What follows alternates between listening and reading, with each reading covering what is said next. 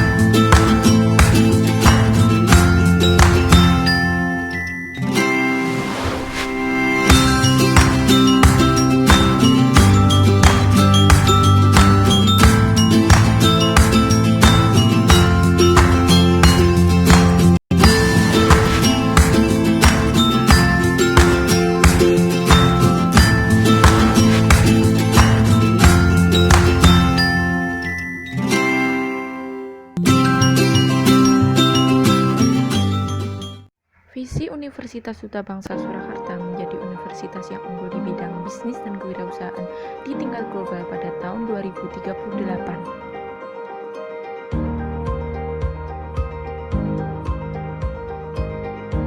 Seperti janji aku tadi, di sini aku akan menjelaskan tentang sistem digestif pencernaan makanan pada manusia. Nah, di sini aku akan menjelaskan terlebih dahulu sistem digestif sendiri itu apa.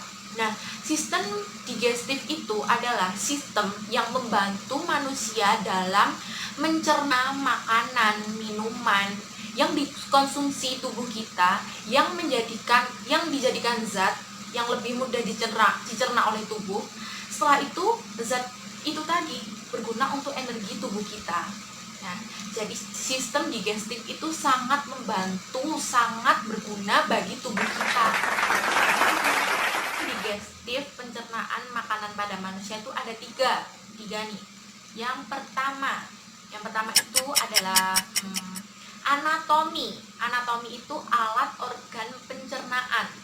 Nah, yang kedua adalah patofisiologi, gangguan pencernaan. Yang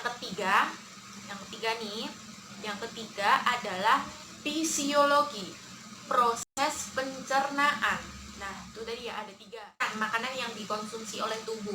Nah, makanan yang dikonsumsi oleh tubuh itu ada berbagai macam. Yang pertama itu ada karbohidrat. Yang kedua adalah lemak. Yang ketiga adalah protein. Yang keempat adalah vitamin. Yang kelima adalah mineral. Yang keenam adalah air. Nah, selanjutnya di sini aku akan menjelaskan tentang fungsi dari sistem digestif. Nah, fungsi dari sistem digestif itu sendiri adalah memecah bahan makanan menjadi ukuran yang cukup kecil agar bisa diserap dan menembus dinding usus masuk ke dalam pembuluh darah untuk diedarkan ke seluruh tubuh. Fungsi dari sistem pencernaan itu sendiri. Nah, sistem pencernaan fungsinya ada satu. Yang pertama adalah menerima makanan. Yang kedua adalah mencerna menjadi zat-zat gizi dan energi. Yang ketiga adalah menyerap zat-zat gizi ke dalam aliran darah. Yang keempat, membuang bagian makanan yang tidak dapat dicerna. Nah, itu ibaratnya sisa-sisa makanan. Nah, saluran pencernaan itu sendiri terdiri dari satu, mulut. Yang kedua adalah kerongkongan. Yang ketiga adalah lambung. Yang keempat usus halus. Kelima usus besar, rektum, dan ada mulut. Nah, atau bisa disebut juga rongga mulut. Nah, rongga mulut di sini sebagai alat pencernaan yang pertama kali yang dilalui makanan. Nah, kita makan pertama kali mesti melalui mulut kan. Nah, itu mulut gunanya untuk itu. Di dalam mulut itu terdapat yang pertama gigi, yang kedua adalah lidah, yang ketiga adalah kelenjar ludah. Nah, di sini gigi dan lidah membantu mencerna makanan secara mekanis melalui kunyahan. Jadi, makanan yang kita masuk dalam mulut kita yang bekerja adalah lidah dan gigi. Nah, sedangkan ludah mencernakan makanan secara kimiawi melalui enzim petiali. Di sini aku akan menjelaskan tentang gigi, fungsi gigi. Gigi berperan dalam pencernaan makanan, yaitu untuk memotong dan melumatkan menjadi lebih halus.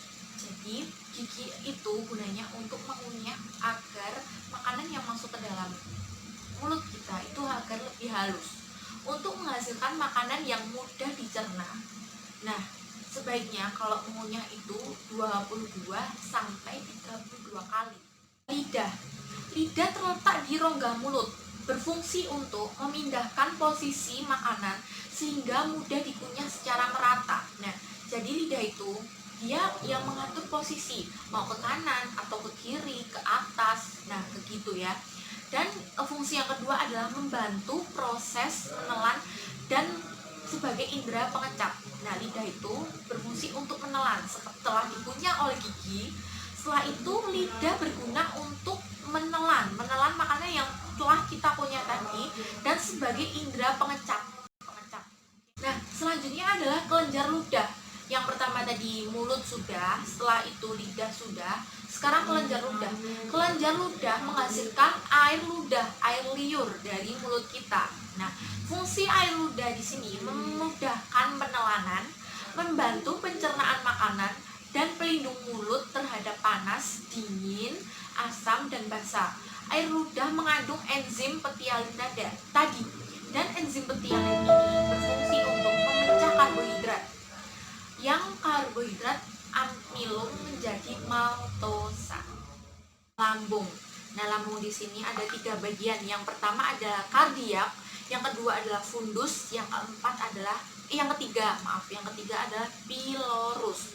Bagian atas kardiak terdapat sphincter kardiak dan bagian bawah pilorus terdapat sphincter pylori. Dinding lambung menghasilkan hormon, yaitu hormon gastrin dan getah lambung. Fungsi gastrin di sini merangsang dinding lambung agar mensekresikan getah lambung. Nah, sedangkan getah lambung itu mengandung yang pertama HCl, yang kedua adalah enzim pepsin, yang ketiga adalah lipase dan renin yang berfungsi mencerna secara kimiawi. Nah, sekarang lanjutannya, gaster atau lambung. Sel-sel yang melapisi lambung menghasilkan 3 zat penting. Yang pertama adalah lendir. Lendir di sini melindungi sel-sel lambung dari kerusakan oleh asam lambung. Setiap kelainan pada lapisan lendir ini bisa menyebabkan kerusakan, terbentuknya tungkak lambung. Yang kedua tadi adalah asam klorida atau yang disebut dengan HCl. Asam klorida menciptakan suasana yang sangat asam yang diperlukan pepsin guna memecahkan protein. Dan yang ketiga adalah pepsin. Pepsin di sini enzim yang memecahkan protein. Selanjutnya di sini adalah aku akan membahas tentang kerongkongan. Nah, kerongkongan atau yang biasa disebut dengan esofagus. Nah, di sini makanan yang telah dicerna di mulut bergerak menuju kerongkongan berbentuk bola atau bolus. Nah, jadi makanan yang telah kita masuk ke dalam mulut lalu dikunyah oleh gigi, setelah itu ditelan dengan lidah. Nah, setelah itu dia tertelan kemudian masuk ke kerongkongan atau bisa disebut dengan esofagus.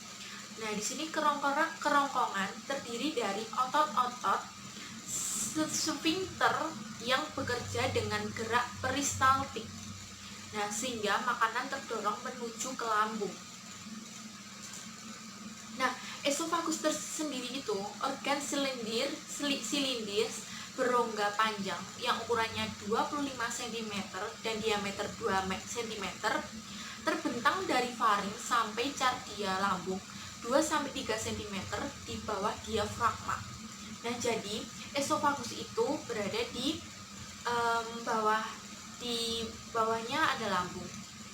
Setelah itu dinding terdiri dari 4 lapisan. Yang pertama adalah mukosa, 2 submukosa, yang ketiga adalah muscularis, dan yang keempat ada serosa. Peranan esofagus di sini menghantarkan makanan dan minuman dari faring menuju ke lambung. Jadi teman-teman, di sini adalah lambung. Lambung itu tersusun dari 3 bagian tadi ya. Yang pertama adalah kardiak. Terdapat otot sfinkter kardiak yang akan membuka jika ada makanan masuk ke dalam. Yang kedua adalah fundus. Fundus merupakan bagian tengah lambung dengan bentuk membulat. Yang ketiga adalah pilorus, bagian bawah lambung yang berdekatan dengan usus halus di dekat pilorus yang dapat bergerak secara peristaltik sama dengan gerak pada esofagus. Nah, sudah selesai dengan sistem pencernaan, sistem digestif pencernaan makanan pada manusia.